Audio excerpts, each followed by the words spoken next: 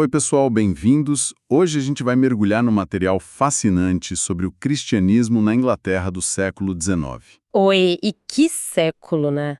Uma época de, nossa, transformações gigantescas. Exato. Revolução Industrial a todo vapor, o Império Britânico no auge, mas também muita mudança social, cultural, uma agitação enorme. Um período de muito contraste, de dinamismo e, ao mesmo tempo, de muita tensão. É nesse cenário complexo que a gente vai focar, usando as fontes que temos aqui. Isso, e o nosso objetivo é tentar entender duas respostas cristãs que surgiram nessa época. Respostas fortes, influentes, mas bem diferentes entre si. É verdade. De um lado, os evangélicos, né? O exemplo talvez mais famoso seja a comunidade de Clapham. E do outro, o movimento de Oxford, que está ligado aos anglo-católicos. A ideia é ver como esses grupos, que partiam da mesma fé, acabaram respondendo aos desafios daquele tempo de formas tão contrastantes. É uma pergunta muito boa, né? Como é que a fé reage, como ela se adapta em tempos de crise, de ruptura, o que ela acaba priorizando. A gente vai ver que não teve uma resposta única. E para dar um gostinho do clima da época, as fontes trazem os versos que, olha, capturam bem essa mistura de incerteza, mas também de busca por algo sólido, né? Sim, tem o John Henry Newman, que vai ser uma figura-chave lá em Oxford. Ele escreveu sobre uma luz terna, suave, guiando ele na escuridão. E ele admitia não ter morada permanente aqui na Terra. E essa busca acabou levando ele para onde? Para Roma, ele se converteu ao catolicismo romano mais tarde. Interessante. E do lado evangélico? Tem o Henry Francis Lyte. No hino dele, Comunhão Divina, ele expressa um sentimento parecido, sabe? De que tudo aqui é passageiro, em breve aqui terei meu fim mortal, desaparece o gozo terreal. Nossa. E ele pede, comigo fazer eterna habitação. Os dois, de jeitos diferentes, mostram essa busca por um porto seguro espiritual no mundo que parecia mudar rápido demais. Faz todo sentido. E que mundo era esse, então? A Inglaterra do século XIX era dona do mundo, basicamente. Olha, em muitos aspectos, sim. Potência dominante, centro da Revolução Industrial, Londres como o coração financeiro global, a marinha controlando os mares, o império se espalhando. Uma imagem de poder, de progresso? Inegável. Mas é aquilo, né? Por baixo dessa superfície, tinha muita coisa acontecendo. O crescimento acelerado trazia instabilidade social, pobreza nas cidades que cresciam sem parar, novas formas de exploração. E as instituições antigas? A Igreja Anglicana, por exemplo? Pois é. A Igreja Anglicana era a igreja estabelecida, oficial, ligada ao Estado. Mas para muita gente ela parecia incapaz de dar as respostas necessárias. Havia medo, sabe? A Revolução Francesa ainda estava na memória. Mas também tinha uma fé quase cega no tal do progresso. E além da anglicana, quem mais atuava no campo religioso? Tinha os chamados não conformistas, grupos como os metodistas, os batistas, congregacionalistas. Eles agiam fora da estrutura oficial da Igreja da Inglaterra. Ah, sim. E uma coisa bem interessante desse período, que as fontes mostram bem, é o surgimento de um novo tipo de organização religiosa, as sociedades interdenominacionais. Interdenominacionais, como assim? Cristãos de igrejas diferentes se juntando para objetivos práticos, sabe? Distribuir bíblias, ajudar os pobres, lutar por reformas sociais. Muitas vezes passando por cima das hierarquias das igrejas. Interessante, é uma resposta bem pragmática, então. Exatamente. Uma adaptação às urgências da época. Mostra uma flexibilidade, uma energia diferente. Vamos então olhar primeiro para os evangélicos e essa tal comunidade de Clapham. O movimento evangélico já vinha forte, né? Sim, já era uma força bem considerável no início do século XIX. Era fruto daqueles grandes avivamentos do século anterior, com gente como John Wesley, George Whitefield. E quais eram as características principais desse movimento? O que definia um evangélico naquela época? Olha, estudiosos como Babington e Kidd destacam algumas coisas. Primeiro, uma ênfase muito forte na experiência pessoal de conversão. Depois, um ativismo social bem marcante. A Bíblia como autoridade central, o foco no sacrifício de Cristo na cruz, o crucicentrismo, e uma abertura para a ação do Espírito Santo, para experiências transformadoras. Eles tinham uma visão de missão para a igreja, certo? Parece que era algo duplo. Isso, exatamente, uma missão que olhava para fora, ad extra, proclamar a salvação, mas também servir o mundo, especialmente os mais necessitados, e uma missão para dentro, ad intra, adorar a Deus, crescer na fé, fortalecer a própria comunidade. E manter o equilíbrio entre essas duas coisas devia ser um desafio. Com certeza, porque, assim, uma missão sem devoção pode virar só filantropia, né? E uma devoção sem missão pode acabar alienada dos problemas do mundo. Era uma tensão constante para eles. E dentro da igreja anglicana, como eles se posicionavam? Eles eram leais à estrutura? Geralmente, sim, eram leais à igreja estabelecida, ao governo dos bispos, mas eles tinham uma postura que ficou conhecida como baixa igreja ou low church. Baixa igreja.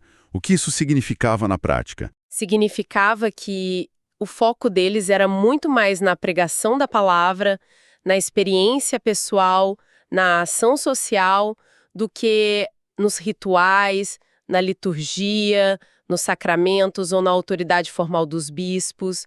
Eram mais pragmáticos, sabe? E por isso mesmo estavam dispostos a trabalhar junto com os não conformistas em causas comuns. Que para outros anglicanos devia ser impensável, né? Totalmente. Mas para eles a causa, a missão, falava mais alto que as divisões denominacionais em certos aspectos. E essa fé tinha consequências bem práticas, então. Ah, sem dúvida. Eles não ficavam só na teoria.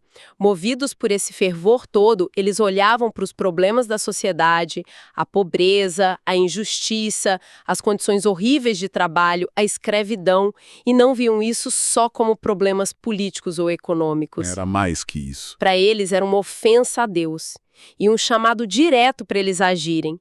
Por isso, eles se envolveram tanto em campanhas por reformas sociais. E aí a gente chega na comunidade de Clapham, que parece ser o exemplo máximo dessa fé em ação. Exatamente. Clapham era um vilarejo ali perto de Londres e se tornou o centro nervoso desse ativismo evangélico. Importante dizer, não era uma seita, como às vezes se fala, era mais uma rede, sabe? Uma rede bem conectada de famílias evangélicas, muitas delas ricas, influentes, que moravam ali e tinham essa visão comum. E quem eram as figuras principais? A gente já falou do Wilberforce. Sim, o Wilberforce era o líder no parlamento, sem dúvida. Mas não era só ele. Tinha o John Vane, que era o pastor local, o guia espiritual, o Henry Thornton, um banqueiro rico, que abria a casa dele para as reuniões. Ah, interessante. Tinha gente que tinha sido governador na Índia, como o John Shore, diretores da poderosa Companhia das Índias, como Charles Grant, gente importante no governo, como o James Stephens, editores influentes, como Zachary Macaulay, e ativistas incansáveis, como Thomas Clarkson, que também lutava contra a escravidão. Era um grupo com muito, muito poder de influência, né? Capital social, intelectual, financeiro. Uau! E como é que essa rede funcionava? O que eles faziam para serem tão eficazes? Olha, era uma combinação bem interessante de devoção e estratégia política.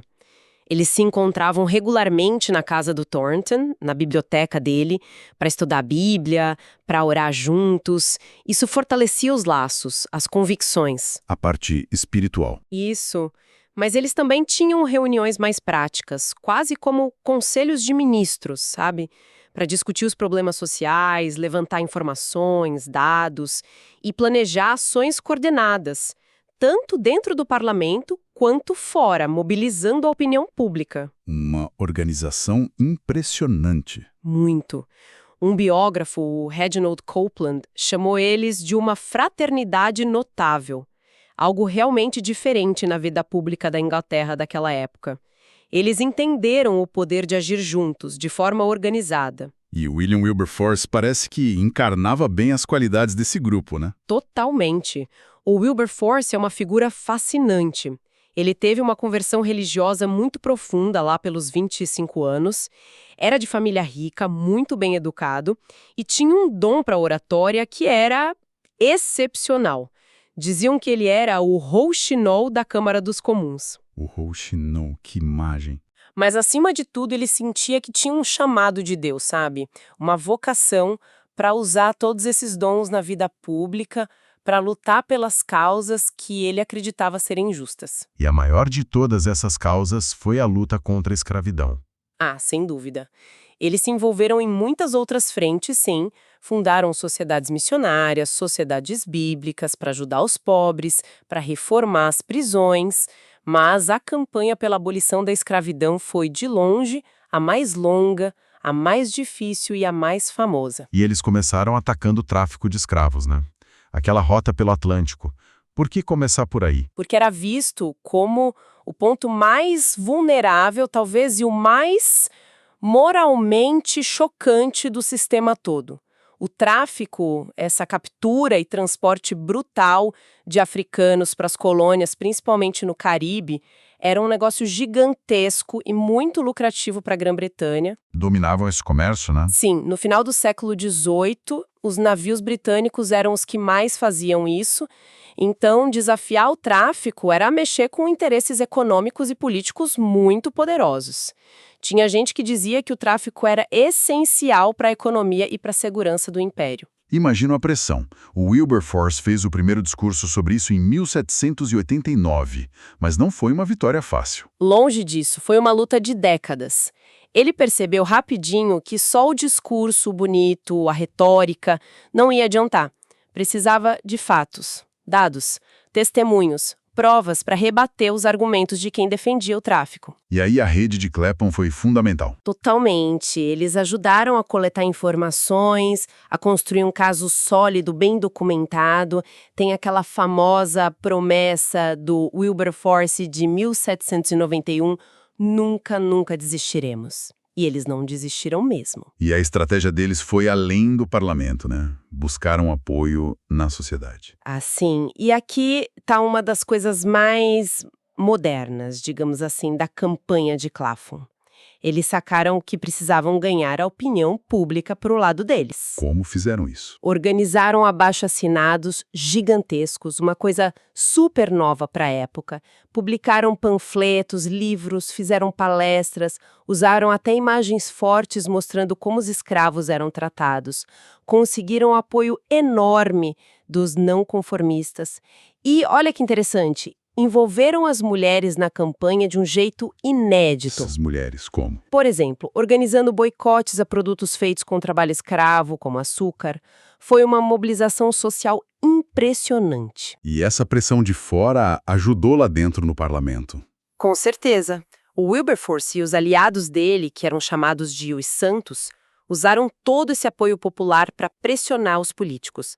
Foi uma luta árdua, quase 20 anos, mas a vitória contra o tráfico finalmente veio em 1807. Deve ter sido um momento histórico. Os relatos descrevem uma cena de muita emoção na Câmara dos Comuns. Discursos apaixonados, gente aplaudindo de pé e o Wilberforce lá chorando de emoção. Foi um marco. Mas abolir o tráfico não libertava quem já era escravo, né? Exatamente. Esse foi o passo seguinte. A luta continuou agora pela emancipação total, pela libertação de todos os escravos nas colônias britânicas. O Wilberforce, já mais velho, mais doente, passou o bastão da liderança para outro evangélico muito capaz, o Thomas Fowell Buxton. E eles conseguiram. Conseguiram. A Lei da Emancipação foi aprovada em 1833. Libertou os escravos em todo o Império Britânico. E o Wilberforce? Ele morreu poucos dias depois de receber a notícia da aprovação. Ele viveu para ver a vitória final da causa da vida dele. Que história! É um legado e tanto. Você mencionou um historiador, G.M. Trevelyan. Ah, sim. O Trevelyan fez uma observação muito pertinente sobre o timing dessa decisão. Ele disse que foi crucial à Grã-Bretanha ter abolido a escravidão antes daquela grande corrida para a partilha da África no final do século XIX. Por quê? Qual a importância disso? Porque significou que, pelo menos em teoria, a relação futura entre os colonizadores britânicos e os povos africanos não seria mais baseada na escravidão. Claro que o colonialismo trouxe outros problemas terríveis, mas a escravidão formal tinha acabado ali. E Clapham mostra isso, como um grupo pequeno, mas muito dedicado, muito estratégico, pode realmente mudar o curso da história. É realmente inspirador. Agora, vamos fazer o contraste. Olhar para o movimento de Oxford.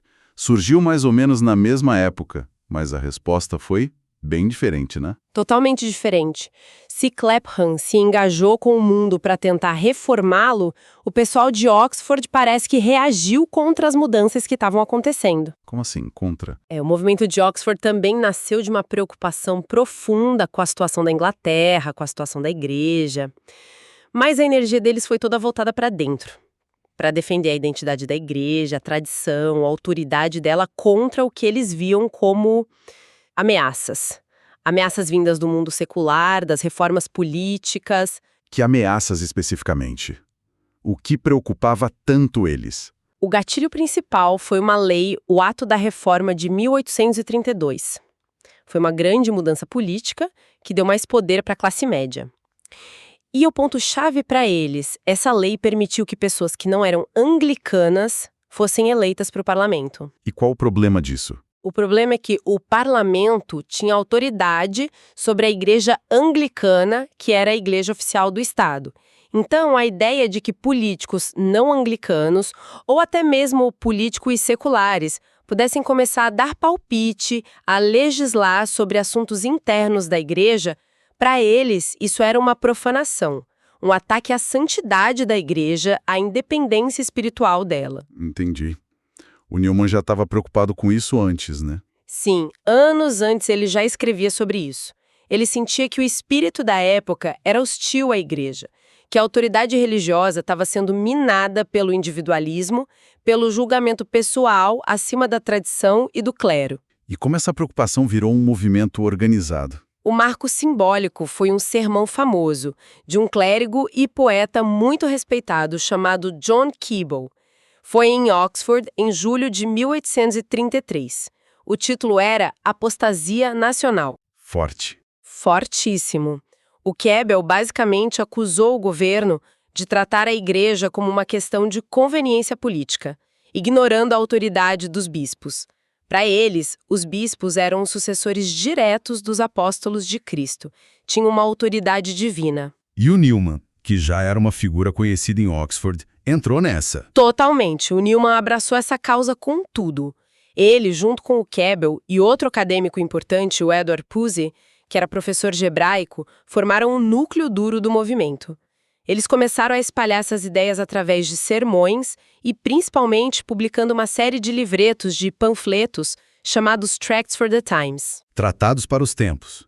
Daí o nome tratarianos que às vezes usam para eles. Exatamente, vem daí, tratarianos. E quais eram as ideias principais que eles defendiam nesses tratados? O que era o centro da mensagem deles? Olha, o ponto central, o nervo exposto, era a natureza e a autoridade da igreja. Eles batiam na tecla de que a igreja anglicana não era só uma instituição criada pelo Estado inglês. Ela era parte daquela igreja una, santa, católica e apostólica que se fala no credo. A Igreja Universal. Isso. E a autoridade dela vinha direto de Deus, não do parlamento.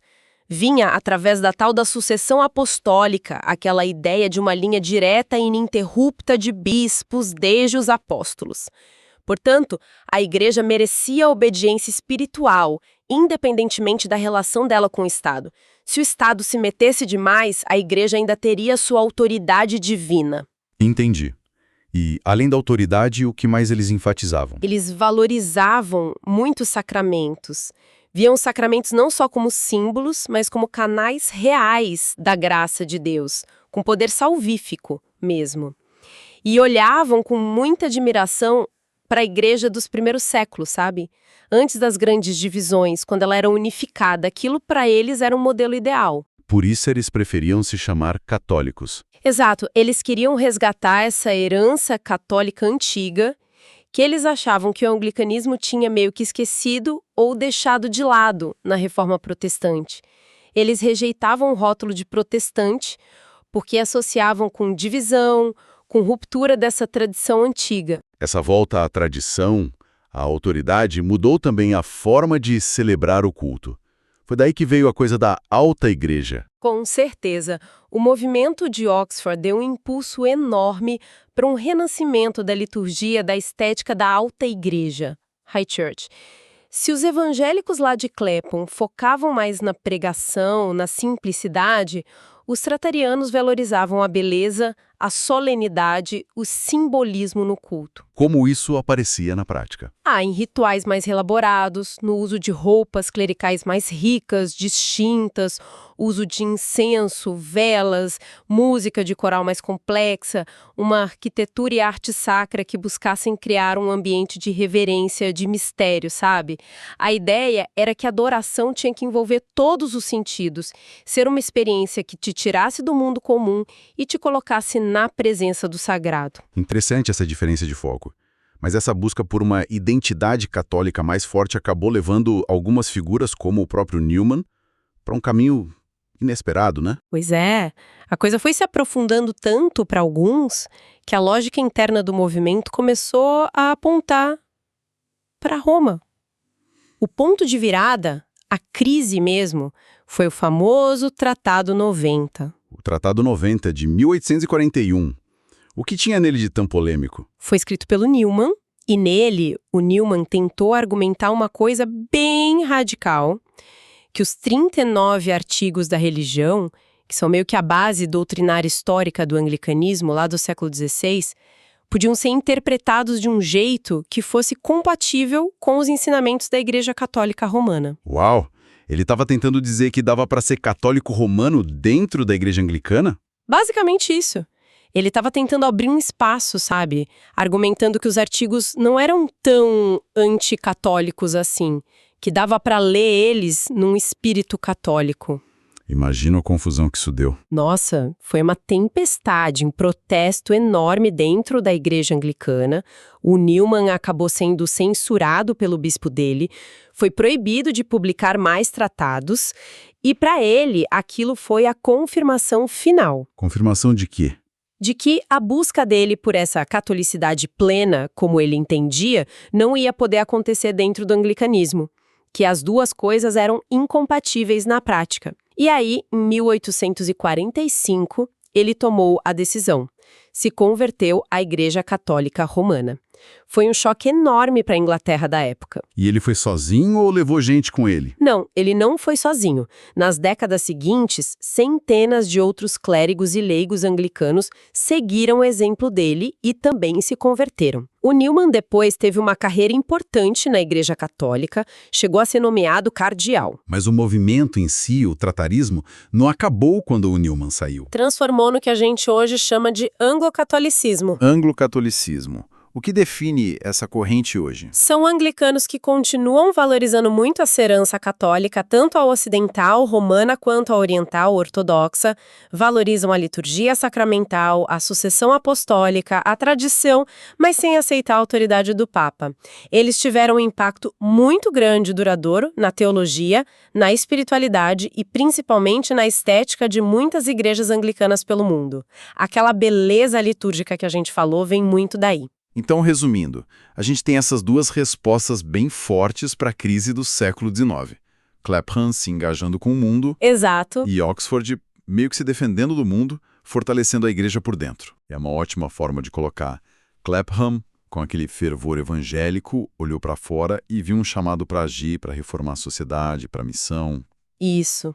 E o movimento de Oxford, com a sensibilidade anglo-católica, olhou para dentro e viu a necessidade de fortalecer a identidade da igreja, a tradição, a beleza do culto, a autoridade espiritual dela como uma fortaleza contra a secularização que eles sentiam avançando. E essas duas abordagens parecem tocar em tensões que são meio fundamentais dentro do próprio cristianismo. Exatamente.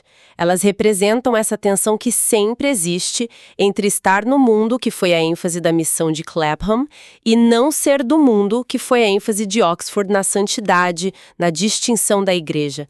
É quase um eco daquela oração de Jesus em João 17, né? Pedindo que os discípulos sejam enviados ao mundo, mas também que sejam guardados do mal, santificados. Encontrar esse equilíbrio. É o desafio de sempre, né, para qualquer cristão em qualquer época. Como viver essas duas vocações ao mesmo tempo, a missão no mundo e a santificação à parte do mundo. E os legados, tanto do Wilberforce quanto do Newman, apesar de tão diferentes, continuam muito vivos, né? Com certeza, a paixão pela justiça social, pela ação transformadora que a gente vê em Wilberforce e a profundidade teológica, o amor pela tradição, pela beleza da liturgia que a gente vê em Newman.